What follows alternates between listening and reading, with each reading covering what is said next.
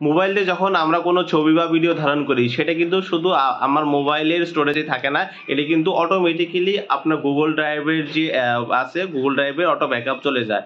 So এই জন্য কি হয়, কিছুদিন পরে আপনার যে গুগল ড্রাইভ আছে ওইখানকার যে স্টোরেজ আছে ওইটা কিন্তু ভরে যায়। সেক্ষেত্রে কি হয়, অনেক গুরুত্বপূর্ণ ইমেল আমাদের আসে না বা আমরা অনেক সময় ইমেলটা পাঠাতে পারি না। সো আজকে আমি আপনাদের দেখাবো আপনি আপনার ফোন থেকে কিভাবে গুগল ড্রাইভের অটো ব্যাকআপটা আপনার মোবাইলের যে ছবি বা ভিডিও আছে এগুলো অটো ব্যাকআপটা আপনি বন্ধ করবেন। তো চলুন ভিডিওটি শুরু করা যাক। শুরুতে আপনি আপনার মোবাইলের সেটিংস অপশনে চলে যাবেন। সেটিংস অপশনে গিয়ে আপনি খোঁজ করবেন গুগলে ট্যাপ করবেন। গুগলে ট্যাপ করার পরে এখানে গুগলে যে অপশন আছে অল সার্ভিসের ভিতরে যাবেন হচ্ছে ব্যাকআপ অপশনে।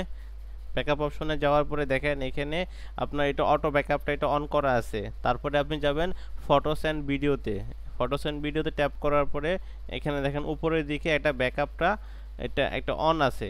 তাহলে এই যে ডান পাশে যে বাটনটা আছে এই ডান পাশে বাটনটাকে যদি আমরা অফ করে দেই তাহলে কি হলো, আপনার এই যে মোবাইলের বিভিন্ন ফটোস বা ভিডিওস এটা অটো ব্যাকআপটা বন্ধ হয়ে গেল।